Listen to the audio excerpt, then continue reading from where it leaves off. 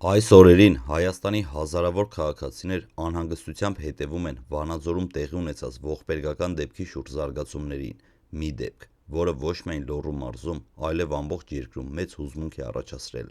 Փամբակ գետում օրեր շարունակ շարունակվում են 13-ամյա աղջնակի որոնողական աշխատանքները, սակայն այս պահի դրությամբ նրան դեռևս չի հաջողվել հայտնաբերել։ Փրկարները, ջրասուզակները, ոստիկանները և բազմաթիվ կամավորներ շարունակում են պայքարել ժամանակի դեմ, հույս ունենալով գտնել երեխային։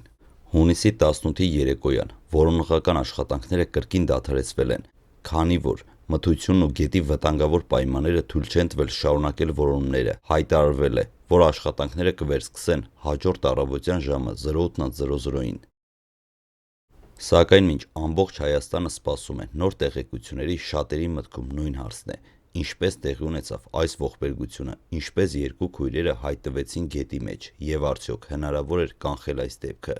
Այս տեսանյութում կփորձենք ներկայացնել դեպքի ամբողջական ժամանակագրությունը, որոնողական աշխատանքների ընթացքը, փրկարների կատարած ծանր աշխատանքը և այն հարցերը, որոնք շարունակում են մնալ անպատասխան։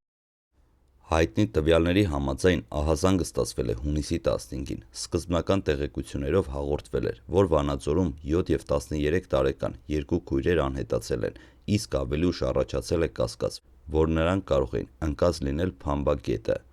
Ահազանգից անմիջապես հետո գործի են անցնել փրկարար ծառայության ստորաբաժանումները, սկսվել են լայնածավալ որոնողական աշխատանքներ։ Ժամերի ընթացքում դեպքի վայր են ժամանել փրկարներ, ոստիկաններ, պարեկներ, ջրասուզակներ, ինչպես նաև բազմաթիվ կամավորներ, որոնք ցանկացել են օգնել երեխաների որոնման գործում։ Ժամանակը անցնում էր, սակայն երեխաներին գտնել չէր հաջողվում։ Ամեն անցնող րոպեն ավելի էր մեծացնում անհանգստությունը։ Ամբողջ Հայաստանը կարծես հետևում էր նույն պատմությանը։ Մարդիկ սոցիալական ցանցերում տարածում էին լուսանկարներ, գրում կոչեր, աղոթում, որ երեխաները գտնվեն։ Բայց ցավոք զարգացումները գնացին ամենածանր սցենարով։ Հաջորդ օրը որոնողական աշխատանքները վերսկսեցին վաղ առավոտից։ Ըստ պաշտոնական տեղեկությունների, որոնումներին ներգրավել էին փրկարար ծառայության 115 աշխատակից, ոստիկանության 86 ծառայող, կամավորներ, ջրասուզակներ, անօդաչու թռչող սարքեր, նավակներ և այլ տեխնիկական միջոցներ։ Սա արդեն սովորական որոնողական գործողություն չէր, խոսքը հարյուրավոր մարդկանց մասնակցությամբ օպերացիայի մասին էր։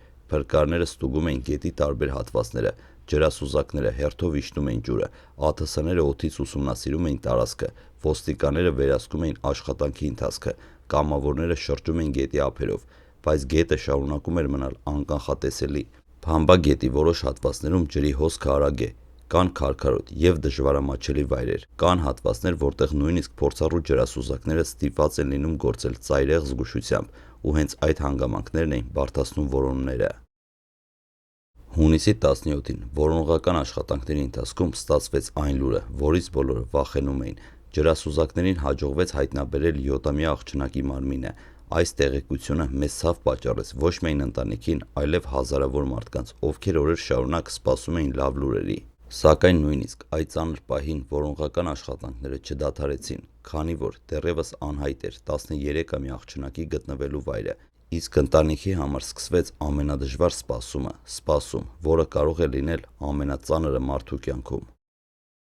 Վանաձորի անունը լսելի շատերի մտքում առաջին հերթին հայտնվում են կանաչ լեռները, անտառապատ լանջերը և քաղաքի միջով անցնող Փամբակ գետը։ Տարիներ շարունակ գետը եղել է քաղաքի բնական խորհրդանիշներից մեկը։ Տեղացիները սովոր են տեսնել այն ամեն օր, լսել ջրի ձայնը, քայլել ափամերձ հատվածներով։ Սակայն մասնագետները մշտապես զգուշացրել են, որ նույնիսկ առաջին հայացքից հանգիստ թվացող գետերը կարող են վտանգավոր լինել, հատկապես գարնան վերջին և ամռան սկզբին, երբ լեռնային շրջաններում ձնահալը դեռ ամբողջությամբ չի ավարտվել, գետի հոսքը կարող է զգալիորեն ուժեղանալ։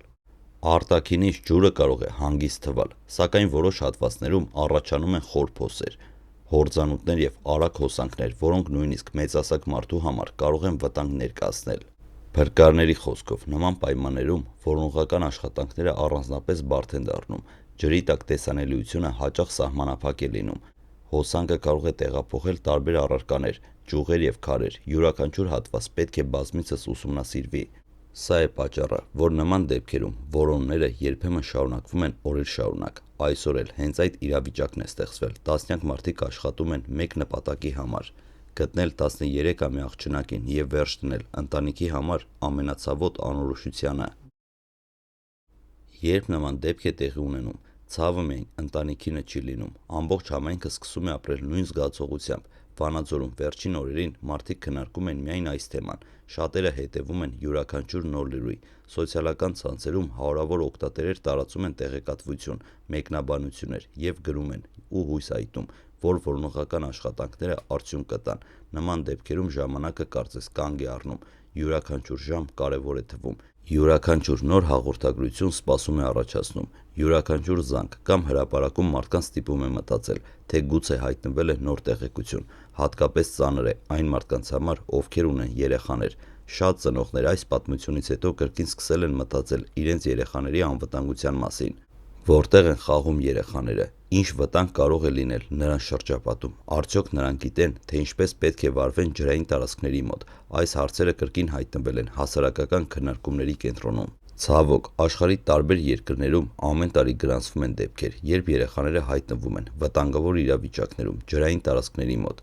Գետերը, լճերը, ջրանցքները և ջրամբարները հաճախ կարող են անվտանգ թվալ, սակայն իրականում դրանք պարունակում են բազմաթիվ վտանգներ։ Մասնագետները մշտապես ընդգծում են մի քանի կարևոր կանոն։ Առաջինը՝ երեխաները երբեք չպետք է մենակ մնան ջրային տարածքների հարևանությամբ։ Երկրորդը՝ անհրաժեշտ է բացատրել, որ նույնիսկ ծանծաղ ջուրը կարող է վտանգավոր լինել։ Երրորդը՝ երեխաները պետք է իմանան, որ հոսող ջուրը բոլորովին այլ վտանգներ ունի, քան լողավազանը կամ փակ ջրավազանը։ Շատ դեպքերում ողբերգությունները տեղի են ունենում ընդամենը մի քանի վայրկյանների ընթացքում։ Հենց այդ պատճառով կանխարգելումը միշտ ավելի կարևոր է, քան հետագա պայքարը հետևանքների դեմ։ Այս ողբերգությունը ևս շատ ընտանիքներին ստիպեց կրկին անդրադառնալ անվտանգության այդ պարզ, բայց չափազանց կարևոր կանոններին։ Այս պահին դեռ կան բազմաթիվ հարցեր, որոնց պատասխանները հայտնի չեն։ Ինչպես են քույրերը հայտնվել գետի մեջ, ինչ հանգամանքներում է տեղի ունեցել դեպքը, կան արդյոք ականատեսներ, ինչ են ցույց տալիս իրավապահների ուսումնասիրությունները։